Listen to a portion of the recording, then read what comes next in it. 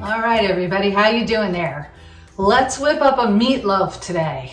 Classic legacy gem. Actually, I should have not said classic because it's just basically a legacy gem.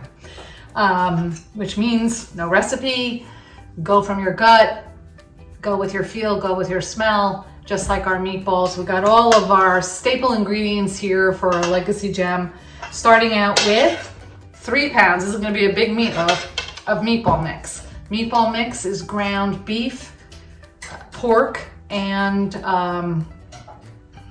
drawing a blank, veal. There you go. You can use for meatloaf ground turkey, you could do all ground beef, or you can do meatball mix.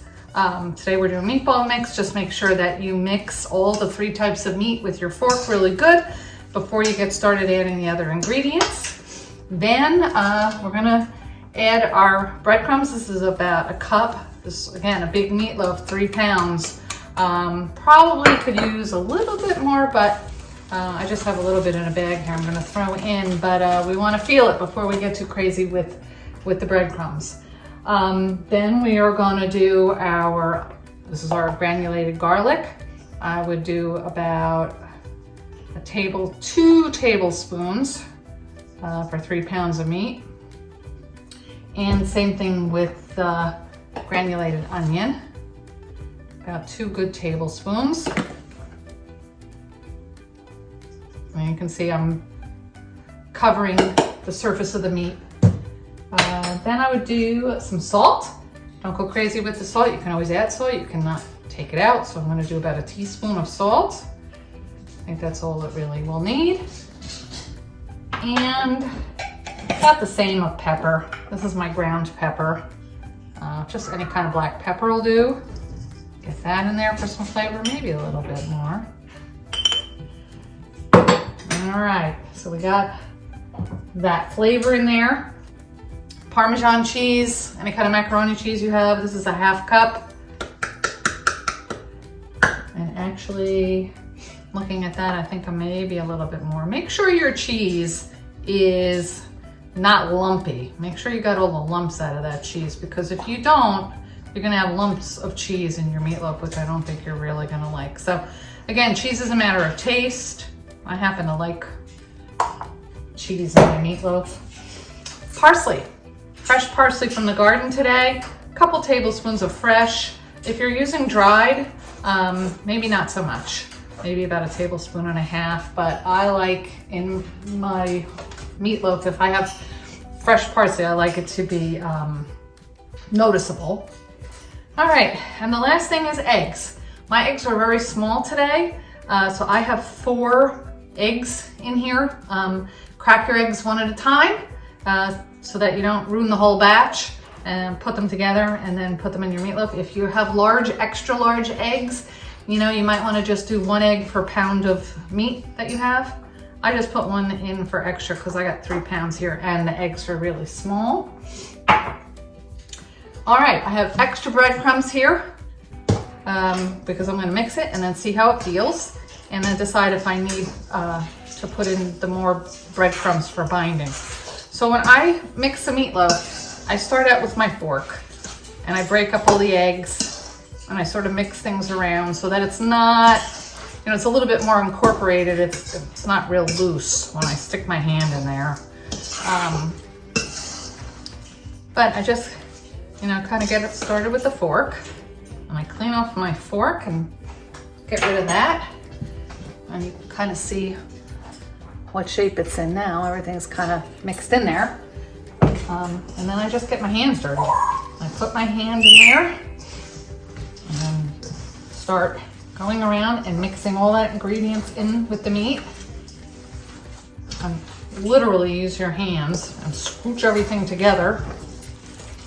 If you can see this, yeah, you can. Scooch everything together. And you can feel that this is a little bit wet. It's coming together, but it is a little bit wet. So I am going to add just a little bit more sprinkle of breadcrumbs. These again are my homemade breadcrumbs, so they're a little bit more coarse than ones you buy from the store, which is a good thing if you ever feel like making your own breadcrumbs, but I honestly do it very rarely. But I happen to have some old bread and I made breadcrumbs, but and I've been loving it too, so that might be something I do more often if I have some old bread around. Okay, so now you can see that this is really starting to take shape.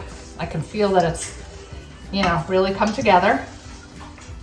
And I've got everything up off the sides of that bowl. And it's formed a nice cohesive loaf here. I don't want to go any tighter than that. I want it to still be a little bit moist because there's nothing worse than a dry meatloaf. So now it's all we have to do is shape it. I have a baking pan here that I have got ready for this meatloaf, and it is pre-greased at the bottom. I just sprayed some Pam in the bottom of it.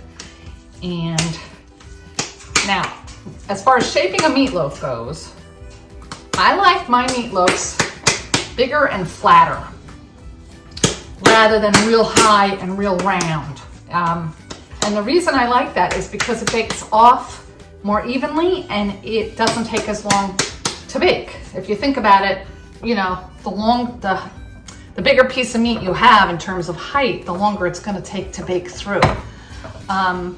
So I like, my meatloafs usually end up to be very rectangular in shape, and about, even if I make a 1 pound meatloaf, I do the same thing. It's just a smaller rectangle, but the height is, you know, anywhere from 1.5 inches to 2 inches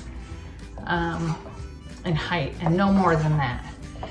So, you know, you can, it's not an exact science here, but form that meat together, get it in your pan. Let me wet my hands off here and I'll show it to you.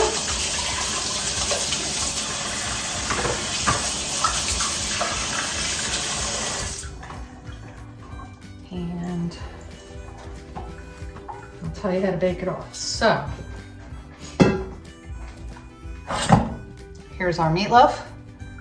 And what I do then is, early in the day and you want to bake it off later, just cover it with a piece of Glad wrap, put it in the refrigerator until it's time to bake it off, and it'll stay perfectly fine. If you're ready to put it in the oven right away, I sort of tuck the saran wrap around the meat too, so that it stays, all the moisture of the meat stays inside.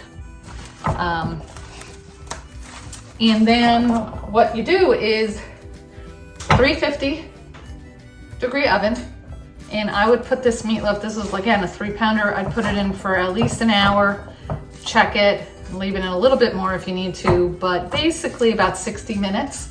And a meatloaf, you know, of 1.5 inches, 2 inches should be all the way done through. It should be nice and moist and golden brown.